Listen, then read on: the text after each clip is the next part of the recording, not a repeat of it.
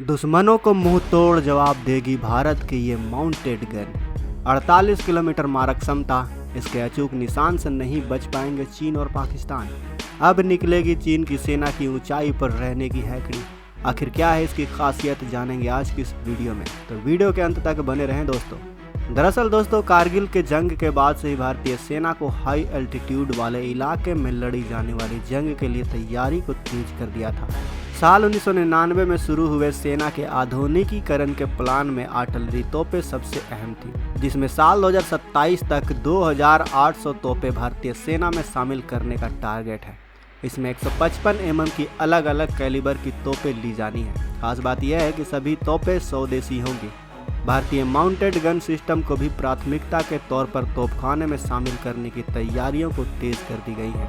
उसकी झलक गांधीनगर में आयोजित डिफेंस एक्सपो में भी दिखाई दी थी। इस एक्सपो में अलग अलग तरह की माउंटेड गन सिस्टम मौजूद थी, लेकिन DRDO की तरफ से डिजाइन और डेवलप की गई गन सबसे ज़्यादा सुर्खियां बटोर रही थी। ये गन 2 निजी कंपनियों के साथ मिलकर तैयार की गई हैं। खास बात यह है कि इन 155 mm 52 calibre advance towed artillery gun की तकनीक को टाटा ट्रक पर डेवलप किया गया है और इसकी अधिकतम मारक क्षमता 48 किलोमीटर है, जो दुनिया में किसी भी आर्टिलरी गन से काफ़ी ज़्यादा है। अगर इसकी रेट ऑफ फायर की बात करें तो ये 60 सेकंड में 5 राउंड गोले दाग सकती है। माउंटेड आर्टिलरी गन का मतलब है गाड़ी पर तैनात तोप। इस तरह की गन का सबसे बड़ा फायदा होता है कि जब भी जंग की सूरत में आर्टिलरी गन से गोला फायर किया जाता है तो उसके राउंड के एविएशन से दुश्मन गन के लोकेशन का आसानी से पता लगा लेता है और फिर वो अपनी तोपे से इन्हें निशाना बनाना शुरू कर देता है।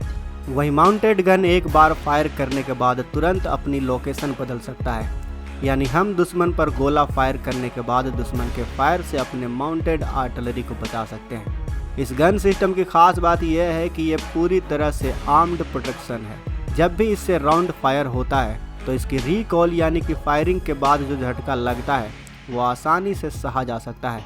साथ ही गाड़ी में बैठे क्रू आसानी से लगातार फायर कर सकते हैं। ये जंग के मैदान में हमारी भारतीय सेना के लिए गेम चेंजर साबित होगा। ये गन हाइड्रोलिक नहीं, पूरी तरह से इलेक्ट्रिक है। साथ ही इसे जल्दी से जल्दी डिप्लॉय भी किया जा सकता है। ये ऑल मोबिलिटी व्हीकल है और ख़ास तौर पर हाई एल्टीट्यूड इलाके के लिए ही बनाई गई है। भारतीय सेना कुल 814 माउंटेड गन को अपनी आर्टिलरी रेजिमेंट में शामिल की तैयारी में है। भारत और चीन के बीच LAC पर विवाद के दौरान चीन ने बड़ी संख्या में व्हीकल माउंटेड गन सिस्टम को तैनात किया था।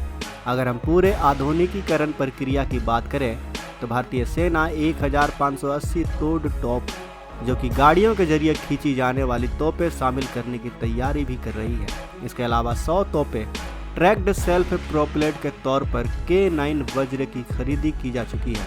साथ ही और 100 K9 की खरीदी की तैयारी चल रही है। इसके साथ ही 180 व्हील्ड सेल्फ प्रोपेलेड गन को शामिल किया जाना है।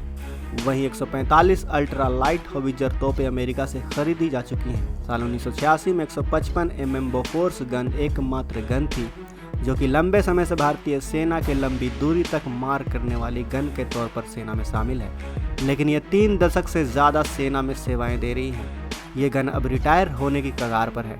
ऐसे में इनकी जगह लेने के लिए स्वदेशी गन धनुष को सेना में शामिल कर लिया गया है। तो वहीं DRDO ने ATAGS यानी advance towed artillery gun system भी तैयार कर लिया है। इसके साथ ही भारत सीमा पर त्रिशूल लिंक सिस्टम भी तैनात कर रहा है। त्रिशूल लिंक से सेना के टैंकों और अटैक हेलीकॉप्टर को जोड़ा जाएगा। इसके जरिए जंग के मैदान में लाइव लोकेशन और दुश्मन की पहचान करने की मदद होगी। सेना ने एक ऐसा सिस्टम बनाया है जो जंग के टैंक, बख्तरबंद और हेलीकॉप्टर को एक साथ लाइव फीड देंगे। आज के दौर में लड़ाई वो ही सेना जीत सकती है जो कि सेना के सभी अंगों और प्लेटफॉर्म को एकजुट होकर लड़ती है।